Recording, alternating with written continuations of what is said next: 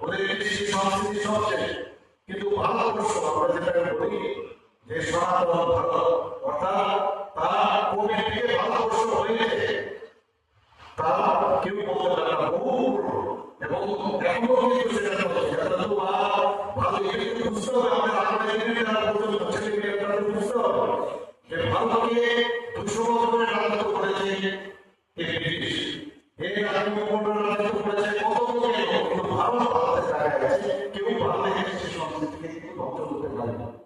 আজকে এখানে আমাদের যারা ছোট ছোট ছেলেমেয়েরা আছে, যারা স্টুডেন্ট, তাদের একটা মধ্যে বলবো যে পড়া জ্ঞান অর্জনে কিন্তু শেষ নতহীন।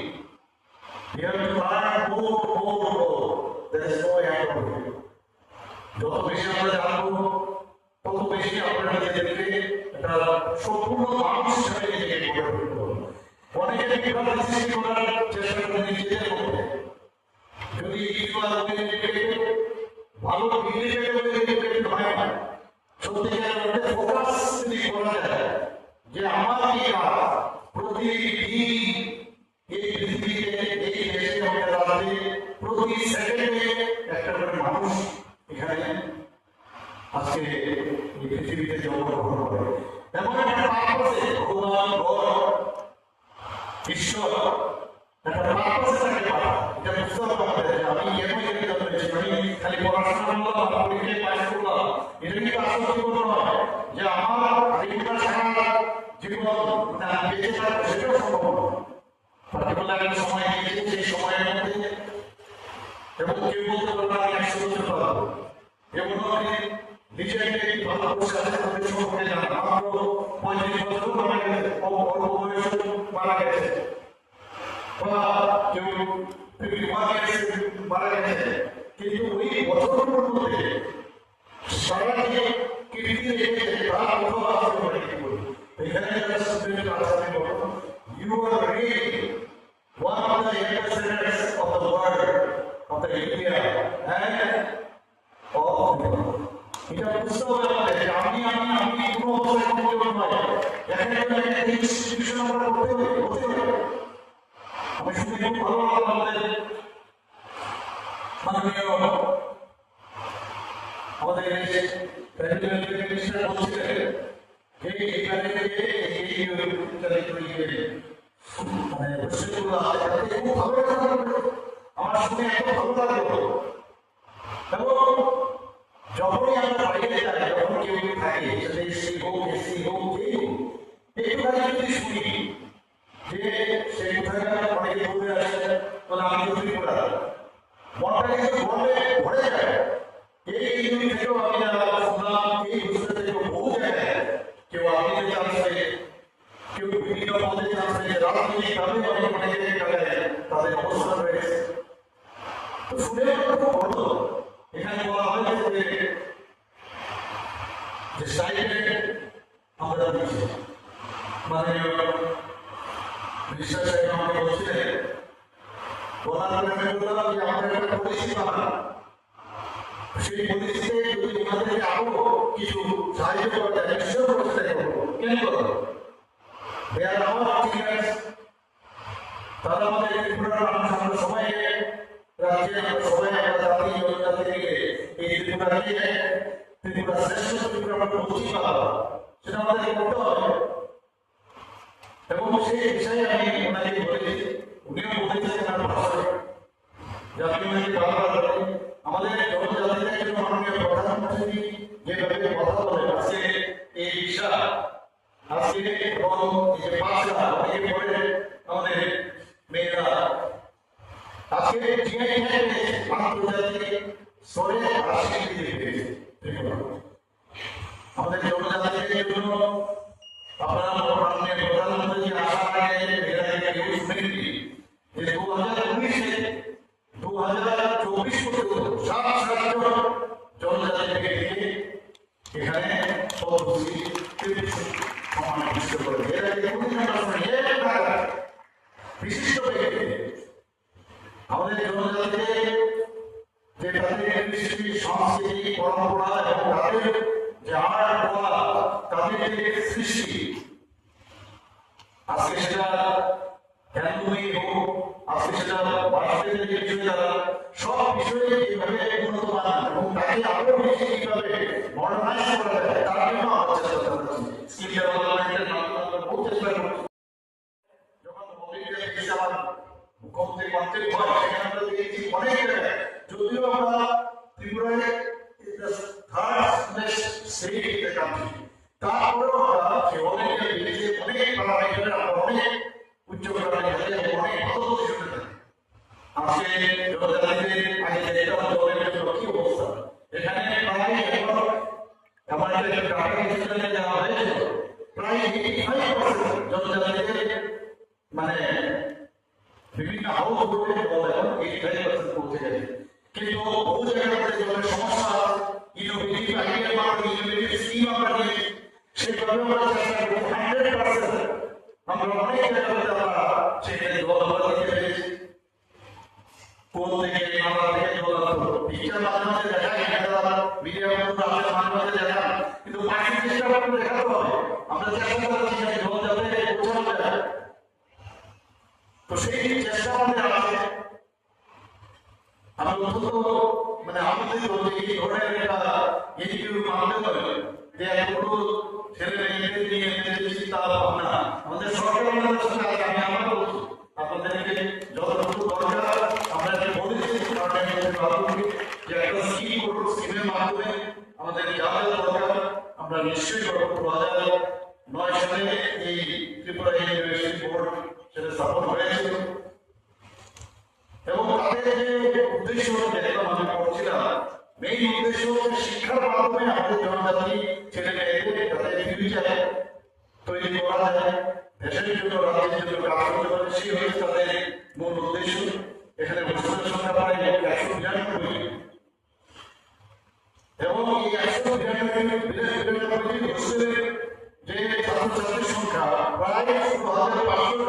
ভাবা যায়, আমি এটা পড়ার সময় বলছি, যখন আসি তখন যখন আমাদের তারা আসে, একটা বিরাট অংশ ওনারা সেইভাবে ওনাদেরকে কিভাবে ভালোভাবে দেখা যায়, ওনাদের আমরা সবসময় বলি যে পড়াশোনার ক্ষেত্রে কোনো প্রপার এডুকেশন দেওয়া যে চেষ্টা ওনারা করে যাচ্ছেন। আমি ওনাদেরকে ধন্যবাদ দেবো যে এত বছর ধরে আপনারা এই রাস্তা থেকে যাচ্ছেন এবং সরকার আপনাদের সাথে আছে, গরিব দুস্থ ফ্যামিলি যারা আছেন তাদেরকে এনে আপনারা এই চেষ্টা আপনারা করছেন। আমাদের যে ফোক আর্টস এন্ড কালচার রাজ্য স্কিম সেটা আমাদের আছে। আমরা চাই যে বিভিন্ন জায়গায় যখন জনজাতিদের আজকেও এখানে গান গাইছিল, এখানে এত ভালো লাগে। আমি যখন এখানে গান শুনি সত্যি আমি একটু এত স্যাটিসফাই করি, এত ভালো লাগে এবং দেখেছি একটা আধুনিকতার একটা ছোঁয়া ওদের মধ্যে চলে এসেছে। তো এই যে মডার্নাইজেশনের সাথে আমাদের পুরো আমার ঐতিহ্য সেটাকে রেখে এটা যেন মানে শ্রুতিমধুর হওয়া, সেই কাজটা কিন্তু আপনারা করছেন এবং মানে তো খুব ভালো লাগে। এগুলো আপনারা নিশ্চয়ই করবেন। আমাদের বিভিন্ন তীর্থ মেলায় হোক, খাসি মিঠাই হোক, গড়িয়া পূজা, বিজু, বৈশু, শীতের গোয়া মেলা, গাল ইত্যাদি ক্ষেত্রে কিন্তু আমরা ইভেন যখন এখানে জনজাতি নৃত্য প্রতিযোগিতা এখানে আমাদের প্রজাতন্ত্র দিবস আমরা করে থাকি রিপাবলিক ডে, সেখানে কিন্তু আমাদের সরকারের তরফ থেকে আমরা আমাদের আর্থিকভাবে মানে ইনফ্রাস্ট্রাকচার যদি হোক আমরা সেভাবে কিন্তু আমরা চেষ্টা করি ওনাদেরকে হেল্প করার জন্য। এবং আমাদের এই যে মাধ্যমে যে জনজাতি কল্যাণ দপ্তরের যে কালচারাল স্কিম, তাতে করে দেখা যাচ্ছে যে প্রকল্প এনজিওগুলোকে 30,000 টাকা পর্যন্ত আর্থিক সহায়তা করার একটা ব্যবস্থা এখানে রাখা হবে। 2022 অর্থ বছরে 28টি এনজিওকে 11,45,000 টাকা করে দেওয়া হয়েছে। 2023-24 32টি এনজিওকে 20 লক্ষ টাকা বেশি দেওয়া হয়েছে। 2024-25 অর্থ বছরে 42টি এনজিওকে 22 লক্ষ টাকা, প্রতি বছরে 35 লক্ষ টাকা মতো দেওয়া হয়েছে। বোর্ডিং হাউসিং স্টাইপেন্ড সেখানে একটা স্কিম আমরা করেছি। সেই স্কিমে যারা এই প্রকল্পে এনজিওর মাধ্যমে যে হোস্টেলগুলো আছে সেখানে প্রতিটি যে শিক্ষার্থী আছে তাদেরকে 80 টাকা করে বোর্ডিং হাউস স্টাইপেন্ড দেওয়া হচ্ছে এবং 100 1992 থেকে এখন যে পরিচালিত হচ্ছে, তাতে করে প্রায় এই 18,000 উপরে বোর্ডার উপকৃত হবে। আমরা দেখছি যে বিভিন্ন জায়গায় কিছুদিন আগেও খেলার মাঠে দেখা যায় বিভিন্ন ফুটবল গ্রাউন্ডে আজকাল দেখছি বেশিরভাগ ফুটবলার আমাদের জনজাতি গ্রুপের ছেলেমেয়েরাই এবং আমরা জনজাতি এলাকার মধ্যে আমরা এই যে তারা ফুটবল গ্রাউন্ড সেখানে আমরা এর মধ্যে কয়েকটা জায়গার মধ্যে আমরা উদ্বোধন করি। কোনো অংশে কিন্তু জনজাতিরা কোনো অংশে কম নয়, আমরা পিছিয়ে বলতে আমি যদি কোনো অংশে যেভাবে এখন চলছে আপনারা কিন্তু এখন মানে ফ্রন্ট রানার জাতি হিসেবে ব্যবহার হয়েছে। সারা ভারতবর্ষে আমরা জানি যে 700 জনজাতি গোষ্ঠী আছে, এর মধ্যে ত্রিপুরাদের বেশি জাতি গোষ্ঠী আছে, আরো আছে জাতি আছে। আমি যখন রাজ্যসভার সদস্য হয়ে যাই আমার মনে আছে প্রথম দিন আমি ভোট দিই, সেকেন্ডে আমাকে বলতো আপনাকে এই ডাউন কমিউনিটির উপর বলতে হবে। আমি তো কিছুই জানি না কি বিষয়, তো যাই হোক আমাকে 1 ঘন্টা সময় দিল। 1 ঘন্টার মধ্যে যেটা লোকসভায় পাস হয়েছে কিন্তু বিল মানে পাস হয়ে ফাইনালি রাজ্যসভা সেখানে 19 লাখ মানুষ হয়ে গেলে তাহলে 20 জনজাতি বিশ্বাস করে। তো এইভাবে আস্তে আস্তে আস্তে করে মাননীয় প্রধানমন্ত্রী চাইছেন যে তাদের স্বীকৃতি যেন দেওয়া হয় এবং সেই কাজটা আমরাও ত্রিপুরা সরকার আমরা সেইভাবে আমরা কাজ করছি। বন্ধুগণ, কিছুদিন আগে আপনারা জানেন যে মাননীয় প্রধানমন্ত্রী মহাত্মা গান্ধীর যে জন্মবার্ষিকী 2 অক্টোবর 2024 উনি ঘোষণা দিয়েছেন ধরতি আবার জনজাতীয় গ্রাম উৎকর্ষ অভিযান। যেরকম নাম সেরকম গ্রাম, যে প্রতিটা গ্রাম আমাদের দেশের সবটি গ্রামকে উৎকর্ষ মানের বানাতে হবে এবং সেখানে আবাস নির্মাণ, সেখানে রাস্তাঘাট সেটা ঠিক হোক, সেখানে বিদ্যুৎ যেন পৌঁছায় এবং ইলেকট্রিসিটি যাতে আমাদের সৌর বিদ্যুৎ তৈরি হয় সেই বিষয়গুলো করা হচ্ছে। বিভিন্ন মেডিকেল যেখানে হসপিটাল নেই বিভিন্ন জায়গায় সেখানে ভ্রাম্যমাণ যাতে মেডিকেল তৈরি হয়, হোমস্টে অঙ্গনওয়াড়ি কেন্দ্র সেখানেও যাতে আপগ্রেড করা হয় এবং পানীয় জলের কথা যেভাবে বললাম সেখানে প্রতিটা জায়গায় 100% স্যাচুরেশন হয়ে গেছে। পানীয় জল নিয়ে যে কোনো অবস্থায় সেখানে কম্প্রোমাইজ না করা হয়, সেই কারণেই এই উৎকর্ষ গ্রাম উৎকর্ষ অভিযান সেটা চলছে। এবং এই যোগাযোগের ব্যবস্থা সব জায়গায় আপনারা জানেন যে বিএসএনএল এর সাথে আমরা কথা বলি, আমরা অন্যান্য যেসব এয়ারটেল থেকে অন্য যারা আছেন তাদের সাথে আমরা প্রতিনিয়ত কথা হয় যে সব জায়গায় যেন আমাদের টাওয়ার লাগানো হয় এবং সেই কাজটা চলছে। বিভিন্ন জায়গায় মার্কেটিং সেন্টার সেইগুলো তৈরি হচ্ছে এবং যারা পদাধিকার যে আইন সে পাঠটা আমাদের অর্থনৈতিক উন্নয়ন হয় এই কর্মসূচির মধ্যে আমরা সেটা করছি। ভগবান বিশ্বের কেউ চিন্ত না, মাননীয় প্রধানমন্ত্রী আসার পর জনজাতিকে সম্মান কিভাবে দেয় ভগবান বিশ্বাসটা দেশের জন্য যেভাবে মানে দেশ সংক্রান্তে যেভাবে জীবন বলিদান করেছেন তাকে সম্মান মাননীয় প্রধানমন্ত্রী দিয়েছেন এবং সেটাকে জনজাতীয় গৌরব দিবস উদযাপন নাম দেওয়া হয়েছে। 15 জুন থেকে আমরা এটা 2025 এই কাজটা চলছে। আগামী 5 বছর ধরে আবার জনভাগিদারি অভিযান এই কাজটা চলবে এবং যেগুলো আমি বললাম যে ডেভেলপমেন্টের যারা আছে সেগুলো আগামী দিন আমরা করবো এবং বিভিন্ন জায়গায় অ্যাওয়ারনেস ক্যাম্পেইন হচ্ছে। কারণ এসেছে সার্টিফিকেট নেই, কারণ যেখানে দেখা যায় টিআরডিসি নেই, আয়ুষ্মান ভারত কার্ডের দরকার, জনধন অ্যাকাউন্ট করার দরকার, কিষাণ ক্রেডিট কার্ড দরকার, পিএম কিষাণ পিএমজেজেবিআই এবং বিভিন্ন বীমা বিভিন্ন ভাতা এগুলো দেওয়া এই অ্যাওয়ারনেস প্রোগ্রাম পাশাপাশি মেলা করে সেগুলো আমরা দিচ্ছি।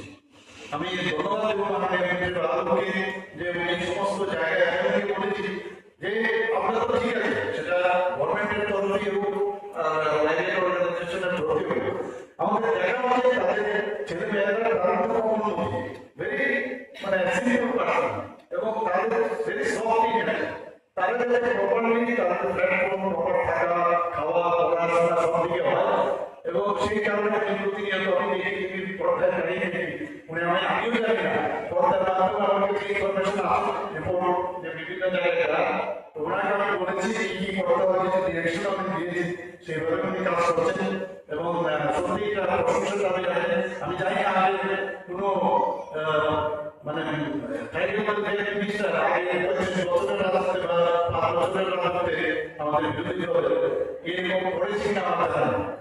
আর ছেলে মেয়েদের চেহারা দেখে বিরোধী আমাদের একটা সুন্দর একটা মানে পোশাক পরিচ্ছদ কথাবার্তা দেখলে ফেসটা বডি থেকে হয় আমার মনে হয় দেখলেই কোনো মনে হয় না এটা সুস্থ আছে, ভালো আছে, ভালোভাবে আছে, এবং সেটা আমরা চাই ভালোভাবে থাকে আরো ভালোভাবে ভালো করে সেই আমরা সেই প্রকাশ করছি। এবং 5 বছরের জন্য এই প্রকল্প চলবে, প্রায় 81 কোটি উপরে টাকা তার জন্য সেকশন দেওয়া হয়েছে। 20-20টি নতুন ছাত্রাবাস নির্মাণ হবে, 2টি মাল্টি পারপাস মার্কেট তৈরি হবে, আশ্রম সরকারি আবাসিক বিদ্যালয়ের সঙ্গে যারা যুক্ত আছেন 16টি ছাত্রাবাসের আবার সেখানে মেনটেন্স করার জন্য রাখা হয়েছে, এবং 9টি বনাধিকার যে সেল সেটা স্থাপন করা হয়। 119টি অঙ্গনওয়াড়ি কেন্দ্রে প্রায় 14 কোটি টাকার উপরে সেখানে অনুমোদিত হয়েছে। 25-28 হেক্টর জলাশয় সেখানে যারা মৎস্য চাষ করে তাদের যে সুবিধা হয় তার জন্য প্রায় 1,12,00,000 টাকা অনুমোদিত হয়েছে। সমগ্র শিক্ষা অভিযানের মাধ্যমে 15টি ছাত্রাবাস নির্মাণের জন্য অনুমোদন দেওয়া হয়েছে। Mission for integrated development of হর্টিকালচারের অধীনে প্রায় 2,34,00,000 টাকা অনুমোদন দেওয়া হয়েছে, যাতে পাবলিক প্লেসে বিভিন্ন জায়গায় যাতে বিদ্যুৎ সংযোগ থাকে। আমরা অনেক সময় যখন বিভিন্ন জনজাতি এলাকায় গ্রামে যায় সেখানে অনেক সময় অন্ধকার থাকে, এবং আস্তে আস্তে প্রায় 7,677টি পরিবার এবং 600 পাবলিক প্লেসে সেই মানে বিদ্যুৎ সংযোগের ব্যবস্থা করা হয়েছে। তার জন্য প্রায় 42 কোটি টাকার উপরে অনুমোদন দেওয়া হয়েছে। যেটা আমি একটু আগে বললাম, প্রায় 82% জনজাতি পরিবারকে মুক্তি দেওয়া হয়েছে। মানে 35টি গ্রামে 100% মানে এই জল যে কানেকশন সেটা দেওয়া হয়েছে। আমাদের মাননীয় প্রধানমন্ত্রীর কারণে আমরা জানি যে ভারতীয় এক্সপ্রেশন হিসাবে বিশেষ করে সবাইকে আমরা সেটা ডিক্লেয়ার করেছি। এই যে ভারতীয় এক্সপ্রেশন ডিস্ট্রিক্ট সেখানে কিন্তু 10 থেকে 50% যে বাজেট আছে আমাদের নর্মাল বাজেট, সেই বাজেটের অতিরিক্ত কিন্তু সেখানে দেওয়া হয়। সেখানে যে ডেভেলপমেন্ট আমাদের সরকার আসলে থেকে আমরা এই কাজটা করছি সেখানে। এবং কিছুদিন আগেও আমি বলাই সেখানে আমি গিয়েছিলাম, সেখানে বিভিন্ন বিষয়ে আলোচনা করেছি। আমাদের জনজাতিরা কিন্তু মানে আমি বলবো মানে একটা পিওর বলতে চাই আমি দেখেছি পিউরিটির অভাব, কিন্তু বহু জায়গায় আগে আমরা দেখেছি কিভাবে তাদেরকে পরিণত করেছে, ভুল বুঝিয়ে বুঝিয়ে এইসব কাজ করছে। আমাদের সরকার আসার পর কালকেও আমি একটা প্রোগ্রামে গিয়েছিলাম সেই কসবেশ্বরী মন্দিরে, এবং সেই কসবেশ্বরী মন্দির থেকে এই মহারাজারা প্রায় 500 বছর আগে সেখানে মহারাজারা এত কিছু কীর্তি এখানে রেখেছে, বিভিন্ন রিলিজিয়াস যে স্থানগুলো আছে পর্যটকের মধ্যে করার লক্ষ্যে মন্দিরকে রেখে আমরা ইনফ্রাস্ট্রাকচার ডেভেলপ করছি, এবং 14 মতো বাড়িতে করেছে, সেখানে ভার্চুয়ালি আমি সেটা করেছি। সেখানে 2 মিলিয়ন 25 কোটি টাকার প্রকল্প আমরা করেছি। এর মধ্যে জানুয়ারি থেকে এই 5-6 মাসের মধ্যে বাকি দুটো বাদ দিয়ে প্রায় 700 কোটি টাকার উপরে আমি ভিত্তিগ্রস্ত ফাউন্ডেশন করেছি। আমরা চাই যে আমাদের মানুষ ভালো থাকবে, এতে পর্যন্ত এখানে বাড়বে। পুষ্পমত প্যালেসের ফ্যাক্টরির মধ্যে করছি, টাটা গ্রুপের সাথে তাদের কথা বলছি, প্রায় 200 জনের মতো এখানে তারা সেখানে চাকরি দেবে, এবং 100টার মতো ওখানে রুম করবে সেখানে, এবং এর মধ্যে এক্সক্লুসিভ যে 4-5 জন করবে সেটার মধ্যে একজন থাকার জন্য প্রায় 150 থেকে 200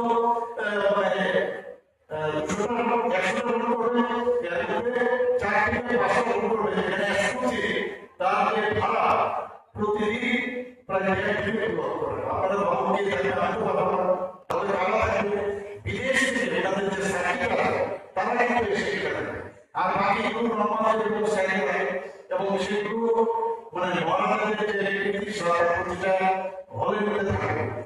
তখন সেখানে আমরা অলরেডি তাদের জন্য 17 কোটি টাকা আমরা দিয়েছি পুষ্পমন্ত্র প্যালেস হোটেল, এবং ভারতবর্ষের মধ্যে প্রথমবার যে গভর্নমেন্টের সাথে তারা মুখ করেছে এবং এটা ডাউনই হচ্ছে কিছুদিনের মধ্যে আরো আমাদের হয়েছে, কিন্তু সেটা তাদের বাইরে যারা মহানগর তাদের যারা অস্ট্রিক আছে তাদের সাথে করবে, কিন্তু গভর্নমেন্টের সাথে এই ঘটনা করেছে। আমরা মুখ্যমন্ত্রী আবার মিশনে ৩০,০০০ হেক্টর থেকে বাড়িয়ে প্রায় হাজার হেক্টর বাড়িয়েছি। আমরা ওয়ার্ল্ড ব্যাংকে শুধু জনজাতিদের উন্নয়নের জন্য ১৪০০ কোটি টাকা আমরা সেন্টার পেয়েছি খুব অল্প সময়ের মধ্যে। আমি ধন্যবাদ বলছি আমাদের ইউনিয়ন মিনিস্টার সীতারামজিকে, যে ওনাকে যখন আমরা ওনাকে অ্যাপ্রোচ করলাম, এত অল্প সময়ের মধ্যে ওয়ার্ল্ড ব্যাংক কিন্তু দেয় না, এবং তাও জনজাতি এলাকা বিভিন্ন জায়গায় উন্নয়ন হয় সেই কাজটা আমরা করছি। সেখানে জীবনযাত্রার মান তাদের ভালো হয়, সেই কাজটা অলরেডি আমাদের মাননীয় মন্ত্রী বাহাদুরের নেতৃত্বে সেই কাজটা করছে। মুখ্যমন্ত্রী ট্রাইবাল ডেভেলপমেন্ট মিশন প্রায় ১০০ কোটি টাকা আমরা তার মধ্যে রেখেছি। গত ১৫ই নভেম্বর ২০২৩ সালে সেটা ঘোষণা দিয়েছিলাম, সেখানেও জনজাতি এলাকায় ডেভেলপমেন্ট হয় সেই কাজটা আমরা করছি। মুখ্যমন্ত্রী জনজাতি বিকাশ যোজনা, সেখানে আমরা ২০২৩-২৪ এবং ২০২৪-২৫ যে অর্থ বছর, সেখানে প্রায় ৭,৬৭০ জন জনজাতিকে ২৫,০০০ টাকা করে আমরা আর্থিকভাবে সহায়তা করেছি। ২০২৪-২৫ অর্থ বছর টিটিএডিসি অনেকে এটা নিয়ে বিভ্রান্ত করার চেষ্টা করে।